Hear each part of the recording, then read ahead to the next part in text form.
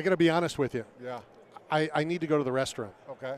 I need to change my underwear. Yeah, because you don't feel Well, safe. I saw this monster staring at me, right? So I'm already a little nervous. Okay, yeah, that's a big guy. And then I feel like a head next to me, and I'm like, what's going on? It's not just a head. Yeah, it's the it's the head. Chuck Liddell back. What's going on? How you doing, man? How was yesterday? How was Radio Row? It was good. Same old thing. Same old thing. It was pretty good. More importantly, what was last night? What'd you guys do? Because my phone didn't ring. Oh man, you tell Eric. Yeah, no, it was good. We had a good time. I mean, I don't remember what party it was at that we ended up at, but it was all right.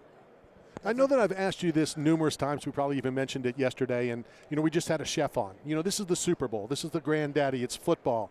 But it's everything else is here. Chefs are now superstars. We've talked about this numerous times back in the day. And, you could have walked across the street. And speaking of walking across the street, I don't know if you remember when you came to our gym in Pinellas Park. And we walked across the street, and a guy drove his car into the building because he thought he saw Chuck Liddell. Yeah, that was funny. I've had people get out of their cars and leave them in like they're rolling down the street. Your car, it's your car. Don't run into anybody. I'll wait here. I'm not going anywhere. I'll wait for you. I'll give you a chance. Or their stroller takes off. Right.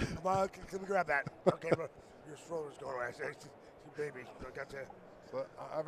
That spotlight has got to be so bright. I mean, years ago I had a chance to get to know Hulk Hogan, and I would see firsthand like how bright that light is, and everybody around him gets burned. And for you to have, because you got the look, though, the mohawk, and you put chills in people, not just from sneaking up behind them, but the Iceman. I think of myself as a brave guy. And I saw that leg kick last week on the viral video. I saw the video yesterday. And I'm a guy that's like open to new stuff. Like, hey, that would be cool for Radio Row to take a leg kick from Chuck Liddell. But I don't know, man.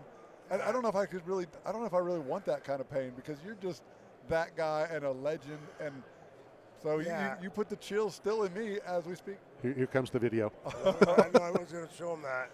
You're going to see the aftermath the next day. I don't know. I know it's bad for radio, but this bruise is brutal.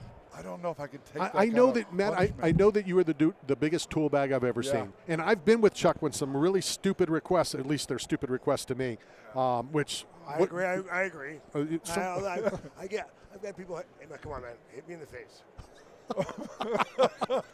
No. Sorry, no.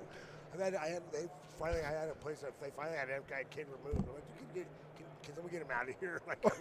He won't stop asking me to hit him. I'm not going to hit him. That's got to be uncomfortable. And we've been around each other enough. I mean, you're great with the fans. You're great with the media. You'll stop for anybody. When we were leaving the L.A. Radio Row, I'm trying to shut it. No, I'm good. I know what I'm doing. It's got to be uncomfortable when they come and ask for some of these things. Well, yeah. I mean, most people are pretty good, though. I mean, I have more good experiences than I have bad experiences. But you're right. If my friends probably get it more than, or irritated more, and I get it's like, dude.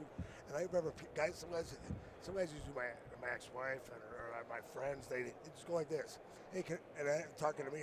Hey, can I get a picture? Right. And they'll hand them the phone like they work for them. Like my friends are like looking at them like, what? Right. Like, oh yeah, sure.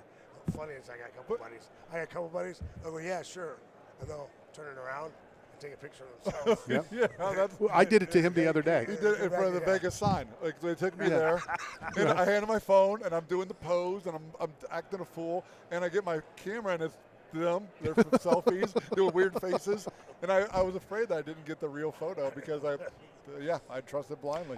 And I understand that about friends, because there's been a few times I've been with people, and I've even said it. Oh, I'm your photographer now. Right. If you're going to get a picture, you bring somebody. Or at least just ask. Most of my friends, if you ask, be polite. Right. Don't hand it to them. Right. Just hand it to them. It's their job. Right. So what about fighting? Like, do people challenge you? Because I know there's stories about buying drinks. It happens all the time. A lot. A lot of people. I used to be with Matt Hughes. They used to try to do it. I'm like, dude. I had buddies that, like, other guys, like leg lock guys that Scott Adams, they wanted to fight him. I'm like, dude, guys, leave them alone. They're gonna hurt you. No, I got no problem with you, but I'm gonna kick. No, you're not. No, if you mess with him, you're gonna have knee surgery next week. Just stop. Like me, at least you're gonna just have a headache and wake up with a headache. You're gonna have your knee surgery. Now, with you telling that story and how animated you are, I see your arms going above your shoulder. I know you had shoulder issues, so talk about your experience with BioAccelerator in Colombia. Oh, yeah. Before, I don't know what year it was, but I was having to get to the point where I couldn't throw a ball, really. I mean, it was like I couldn't pull a ball without wincing. I couldn't put my hand. I was having a hard time putting a bag up over my head at an airplane. Yeah. And I went to my doctor and I said, "Hey man, I need to." And look at your movement now. I mean, it's incredible. I need to get surgery. I need something. And you got to do something for it. And he looks at the MRI and he says, "Look, your shoulders are beat up. I'll give you that. But I really don't want to do surgery unless I have to. Why don't you try PRP?" And I looked up on the internet, and PRP, they said, stem cells is PRP on steroids. So I said, I'm going to try this. I need to try this. So, I found BioAccelerator, and I went down and gave it a try. And man, it takes about 6 weeks fully to work, but I'm back to punching. I was lifting over my. Probably did more than I should have for a couple of years. But I mean, I went back down a second time 2 years later, but it still wasn't. It hadn't got back to anywhere close to how bad it was. I mean, I've been beating it up. I mean, I've been running through it. I was sparring, I was wrestling, I was doing everything. Well, I think, we think of like NFL players when the retirement, because it's such a historic sport, and how longevity, like we've grown up through the years. But with MMA, I mean, especially UFC, being 30 years old, we don't really see elderly, athletes like we're legends like yourself, like in the later years. We see it in football when they're 99, 100, 105. But it's such a new sport. So, but the wear and tear on the body for MMA, to perform at the levels you do, the training camps, you're fighting every day going into a fight to get a paycheck. So it's amazing to see you in this condition, because I've seen you in the years past where you weren't in this condition. Yeah, it really helped out. It was incredible. I mean, it's one of those things. I don't like. I try a lot of different things to get for health and all that stuff. And people ask me, "Does that work?" I said, "I don't know. I think so. But I was doing this and this and this. So I'm feeling better now, but I can't tell you." But that was one of the things where I can tell you flat out, feel better. And that's how important it is. People endorse things all the time. Do you believe them? Here is a case where it's a procedure. Not only do we believe you, but you're having it done to your own body. If somebody's skeptical, they've invited me to come down. My wife's a nurse. Investigate, do this. I called Diamond Dallas Page. I called you. I've done my research. Yeah. But to the next level is it's not just research. You've gone there and done it. Yeah, and it doesn't. I'm not saying I don't know if it's a cure-all for everything, but for that, I'll tell you for sure. And they also do the IV stem cells, so it lowers your overall body swelling, inflammation and stuff. Sure. And I'll tell you from that, every time I come back from there, like a couple weeks later, people are like, "Did you do something to your face?" Like, because it tightens up your skin. When you go down there, like, can you request, like, can I get stem cell from a young, good-looking dude? I will not give you my stem cell. No. I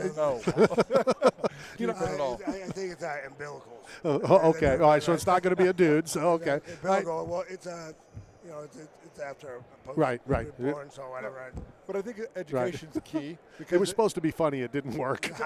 No, but stem cells are still a mystery, like to the general population, even us in the athletic world, because it's not legal here in the U.S. Or if it is, you can't really find. So talk about the experience of how do people who are now learning about it and hearing the benefits, seeing the testimonies, how can they get involved with BioAccelerator in Colombia? Just check it out at bioaccelerator.com. We're actually giving away a treatment to I don't know, at least one person. So if you go on the website, but just go on the website, check it out, and like I said, do your homework. It's great. They do a great job down there. They, I mean, it's it's down in Columbia, but it's Well, it's like a resort. It's not like when you think of like a medical facility. I mean, yeah, no, it's like it's really nice. I mean, you go there, it's connected to a mall. If you don't want a really huge indoor mall, and if you don't want to leave the property, you don't have to. Wow. I'm going to talk to Eric at BioAccelerator, and I want to get the winner of that treatment. I want to get him on so that we can talk about the whole process. All right, so I asked Michael Bisping this yesterday, and Michael Bisping even said that this is going to be a political answer because he works for the UFC. Oh, boy. Okay. Well, I mean, it is something that I'm passionate about, and I'm not downgrading, and I'm trying not to be disrespectful. You're getting leg kicked. I think He's getting leg kicked. I think the word legend, I think the word Hall of Famer means something, or should mean something. Okay, in some like the Pro Football Hall of Fame, good football players are going into the Hall of Fame.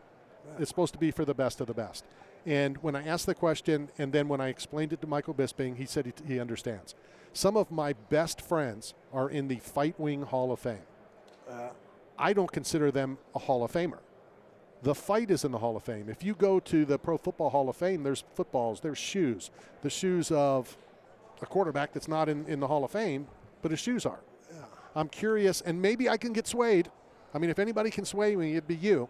Do you consider people in the fight wing of the Hall of Fame Hall of Famers? Great athletes, good friends, etc. I would say no. Okay. I mean, I would say, not that it matters. I don't. To me, I don't really care if you call me Hall of Famer or not. But if the fight made it in, that means you were in one of the best fights ever. Right. That. Like you could have been had one of the best games ever in football. That doesn't make you a Hall of Famer. You could have one of the best. You could be one of the best. You could have the best season ever. That doesn't make you a Hall of Famer. What makes you a Hall of Famer is it takes. You got to be playing for years. You got to have some longevity. You come out there and blow everybody out of the water for 1 year. Right. And that's what I say all the time. And just so you know, yes, you are a Hall of Famer. Yeah. Okay. Are you still using the karaoke machine? Yeah. Well, we do sometimes. Yeah, that's fine.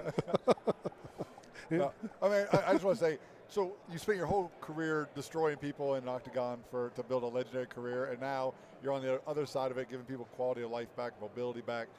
Does it feel as good as it should? I mean, do you love what you're doing and being the spokesperson for something like this? And the funny thing is, I was on the way here. I was coming from Oakland. We did a thing for Howlerhead over in San Francisco, and I came over from Oakland, and our plane got delayed like an hour and a half.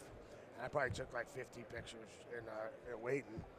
And I was on the plane, and the plane landed, and the guy looks over at me and says, "Man, it's got to feel great to make that many people's day, and what a day's work." Yeah. And I'm like, you know what? That's a great way to think about it, man. Thank you. It was awesome. But you made that many people happy today. That's got to be amazing. Absolutely. And it really is. That's the way I think about it. I put it into words really well. I get a chance to make people happy. I mean, I talk to guys all the time. It's like I do. Sometimes